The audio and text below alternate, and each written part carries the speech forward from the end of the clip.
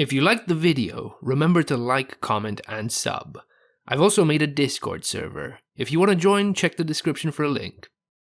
Arcades and how I learned to love the rail. Now, this one is gonna be a bit of a weird one. Fair warning. When I was young, I used to absolutely adore a genre that you might say has somewhat died out of late. What am I talking about? On-rails shooters. Every time my little child self wandered his way into an arcade, the first thing I would get my hands on is the coolest on-rails shooter I could find. Time Crisis, Virtua Cop, House of the Dead. If there was a gun that I could aim at a screen and pow some bad guys, then I was there and my coins were ready for the taking. Now these sorts of games, they were never very long, but they always were a memorable experience above all else, and a really fun and tactile way to turn your brain off for a few hours while you feel like a real sharpshooter. Of course, as you'd probably guess, as time went on and arcades became less and less common, especially in the Western world, less and less rail shooters were being made, and fewer opportunities presented themselves to play them. A lot of the classics saw console ports, of course, to the PS2, Xbox. Hell, now and then we even got a really good console original on-rail shooter. Like Resident Evil Umbrella Chronicles or Dead Space Extraction. However, there really wasn't the demand for the genre anymore. There wasn't a constant need to pump them out as the market for them decreased more and more over time.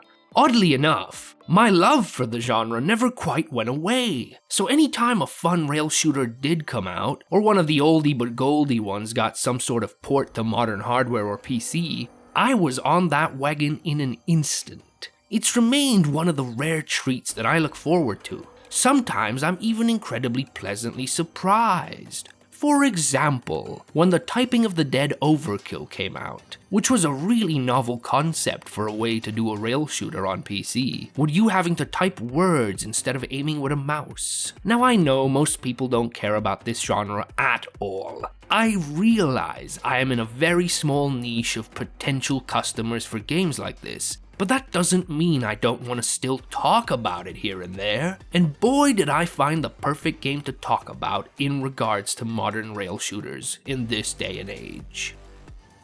Aim and Fire.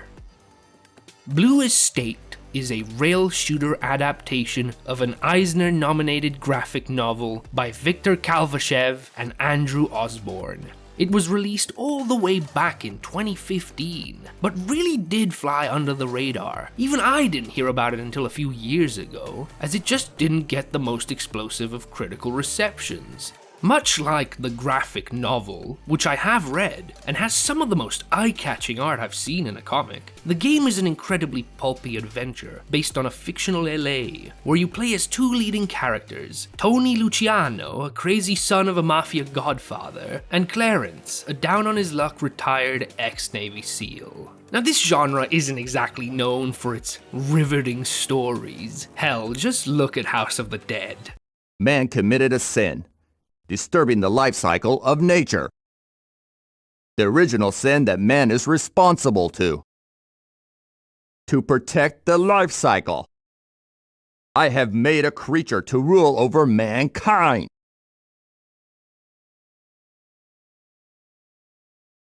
This is the final battle.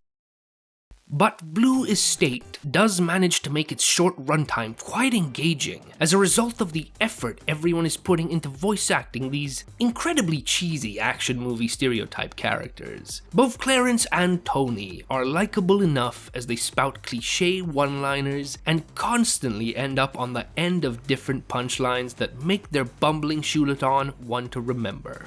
The humor on offer is also exactly what you're probably expecting based on that premise. Extremely cheesy and self-aware, from running gags throughout the levels, some that even managed to actually get a chuckle out of me.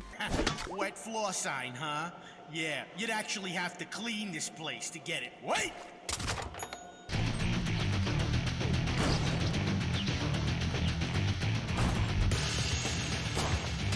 Ah, come Two, at this point, quite dated pop culture references that are honestly more hilarious by just how out of date they feel. The mother of all dragons. Like the Game of Thrones. Tony had crossed the Dothraki Sea and now... You see, this might be a problem if I was a snobbish asshole, like most of the critics that seem to have reviewed this game back when it came out, but as someone who's actually a fan of this genre, the raunchy, offensive, and oftentimes utterly ridiculous humor and style fit this sort of game perfectly. The moment bullets start flying, you're gonna be blasted with a torrent of sexually suggestive imagery, jokes, and South Park levels of over-the-top stereotypes. And in a setting like this, and for a genre like this, that's exactly what you want. You don't want some deep narrative with philosophical questions and moral quandaries in what is basically a 2 to 4 hour long romp of poppin' heads, of both kinds, and auto-moving your way through a bunch of colorful and quite striking levels. Now if, like me, you're not a massive snobbish prick, and you do enjoy yourself a little rail shooter here and there, a competent one, unlike say that train wreck that was the Rambo game, well this might be something you're interested in. The meat of the game. Gameplay-wise, there's really not much to say here. I mean, you've played a rail shooter before, right? Your character auto-moves through the levels, with a few quick time events for movement challenges here and there, and your job is simply to shoot every single person that pops up in your way. Of course, you want to do it as accurately, stylishly, and quickly as possible. The game even rewards you for getting headshots, and I do mean both heads. Yeah, to keep in line with the type of humor we've established this game relies on, you get a special reward for hitting enemies in the dome and in the nuts. Every so often the game will also throw out a special little challenge for you, like shooting enemies in a whack-a-mole as they pop up style, or having to take out a group in a specific order that the game has told you. This manages to keep the formula from getting stale in the short runtime, and of course allows you to rack up a higher score and keep your multiplier running. With rail shooters, these are important things, because other than the experience itself, one of the few things that makes this genre replayable is going for better combos and higher scores against yourself. Every single level offers you the default weapon that Tony or Clarence carry, which of course comes with infinite ammo, or a varied selection of more devastating and fun to use weapons, like a cowboy repeater, a shotgun, a number of automatic weapons, and even an explosive revolver.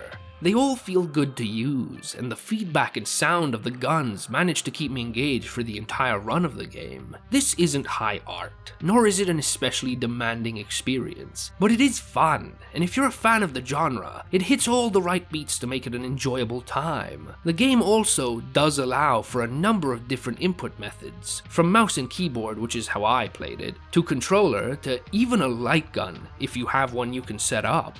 On top of that, of course, as a staple of rail shooters, you can absolutely play it with 2 different players in the same room, which does always make for a more fun experience as you and someone else find yourselves competing against each other for number of headshots and your combo scores. Visually, the game honestly looks quite nice. The attempt to adapt the visual style and art of the graphic novel does shine through on occasion. It makes it a pleasing game to stare at, which is obviously a big positive for this genre since that's literally all you're going to be doing while you're auto-shuffled along through these levels.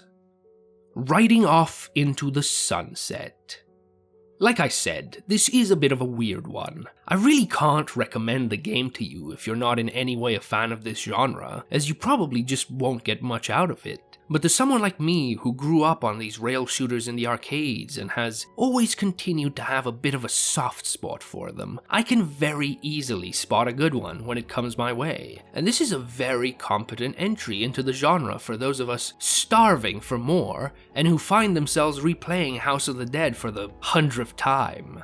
I recommend ignoring scores from official review sites for this one, as the majority of the ones I've read, just to see why the hell I hadn't heard of this game at all, seem to be written by people so far up their own ass they don't actually understand the type of game and genre they're playing. The kinds of people expecting some sort of revolutionary and innovative experience from a game in a genre that really doesn't have many things it can do very differently, and just offers a solid time for anyone who knows what they're after. Think of it as a popcorn flick. You pay your entry price and you have fun for a couple of hours, then you never look back. If it does look like something you might enjoy, then please go ahead and give it a go. It's usually around $10 on either PC, Xbox One, and PS4 at any one time. On Steam, which is where I grabbed it a while back, I've even seen it drop as low as $2.50, which is the price it is at during the ongoing sale at the time of writing this script. For an asking price like that, this 2 to 4 hour ride really isn't looking for too much out of you. So hey, if you're bored out of your mind and have like the price of a Happy Meal and a few hours of time to spare, why not dust off the old light gun and remind yourself what it feels like to be the fastest on the draw? For those of you thinking this feels like a somewhat short filler video, you're not 100% wrong. I have just replayed this game and did want to talk about it and my love for the rail shooter genre, because I think no one else ever does on YouTube, but it is also a video to keep you all entertained while I work on a much larger project, more akin to longer past videos, that has simply taken a while for me to get all the footage for. So if this doesn't tickle your fancy, don't worry, like always I have more stuff on the way, all the time. And the next one is going to be a hell of a doozy, mumbo jumbo sized. Remember to like, comment, sub, check out all the other videos, hell, replay ones you've already watched. Why not? There's now a growing catalog on this channel, and so much more on the way. And of course, don't forget to join the Discord if you haven't. There's now a growing little community there, and I am the kind of person who is happy to talk to people who decide to join and drop in on the convo. So see you on the Discord, and see you on the next video. Bye.